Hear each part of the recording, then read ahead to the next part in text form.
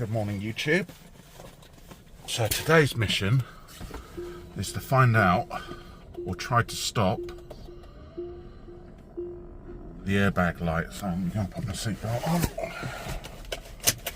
and we're going to stick it in reverse, and you see there is my airbag light. So need to really read the code on that, but in order to read the code on the Tesla, you have to use an application called Tesla Toolbox, load it on a laptop. It's not a straightforward ODB2 type connection, it's a proprietary connection, I believe, and I believe it sits somewhere under here somewhere. So we might get to that later on in this video. But the first attempt is, what we're going to do is we're going to disconnect the battery and leave the 12-volt battery off for several hours. I've also got a problem with the amplifier, that it's only coming out my left speakers at the moment, so I've got a replacement amp that I'm going to try, and I believe the amp sits somewhere, excuse the crutch, somewhere under there, I think under this panel here. So that might be another mission, that might be another video or something I'll include on this little video. But yeah, today's mission is to open up the front trunk, remove all of the side panels. I think you've got to remove the air filter box, and then we'll disconnect the battery. So yeah, let's see how we get on. Right, so with my Tesla, I've also got a problem with the stereo, that the sound only comes out the left speakers. So if I go into the little graphic equalizer area, and then I go to balance, okay, so at the moment that's in the middle. So if I pull it over to here, yeah, sound is great. If I pull it all the way over to here, the only sound I'm getting is out of the tweeter at the front here.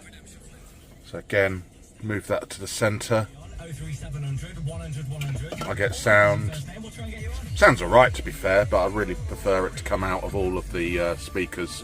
So that is another mission for this Tesla. Right then, so the first thing I'm going to do is go into the options, go into safety, yeah, and then I'm going to power off the car. Power it off. Now, some of the things I've already done is, if you hold both of these buttons and you hold them down for, I don't know, about 10 seconds and then release them, that does do like a software reboot, but that still didn't help my airbag light and the stereo light.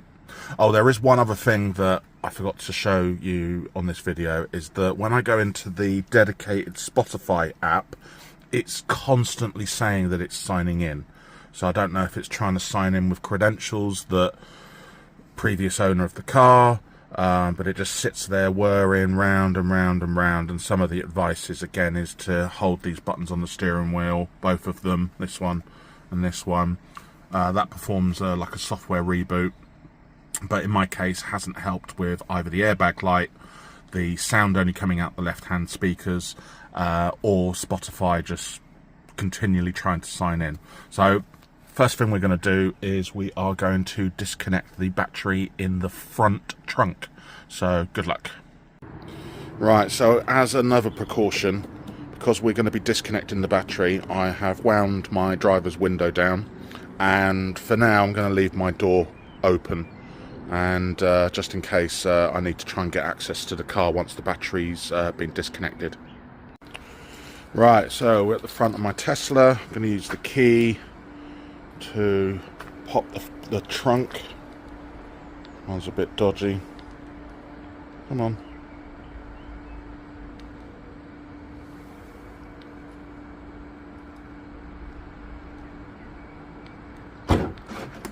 Alright, finally. Right, so first job is to remove this panel, and I'm going to remove this panel as well. So they're pretty easy to do. Oh, so one thing, I did get this off yesterday, and these little rubber bungs just fly off, so I'm just going to take that off, chuck it in there for now. and I am going to just gently just pop off, just standard Tesla build quality. I'm going to stick that up here for now. Okay, and the next one we need to do is this one. So again, it just pops off as well. There's no clamps. Just give it a bit of a wiggle.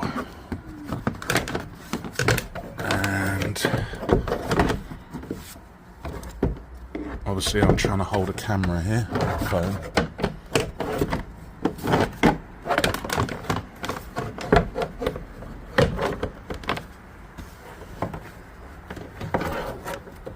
Right, that's got it, good. I'm sure I made that look more difficult than it really was. Right. So, next thing we need to do is remove this. So, right, so the next thing we need to do is push these little clips in. And I'll take that out. And also we need to remove the air filter. Probably replace that at some point, but that's that all good. Right, my fan is actually going at the moment, so I think the car's woken up again, so I'm going to just go and make sure that's completely off. Yeah, so go to there, go to safety, power off, go to sleep. Right, we're good. So, looks like someone's been here before because one of the sort of plastic clips has already been removed. And if I just pulled this back, there is another clip. So all you do is you just get like a, well, trim remover tool or a screwdriver, and you just pop that up, and then we should be able to remove that. So I'm going to do that now. These are the little clips that I was referring to. So the ones I've removed one here. That one was already been removed, and I removed one from here. So now this is pretty loose. Right, one of the things that I haven't done yet, which I'm just about to do, is isolate the high voltage system, because we are going to be messing with the battery, which is under there somewhere. So what you do is you pull that out, and then that connection will separate. So that's what I'm going to do now. Right, so as you see, this is what the fire brigade might do if you ever have an accident or problem with your car. So they cut this, and then that cuts the high voltage. So I've just disconnected that. It's, again, all you do is you simply pull that little pin out, and then this separates. So the next thing we need to do, don't know if you can see, if I can try and zoom in, but there is a sort of about looking like a 10mm bolt on that side, and if we look this side,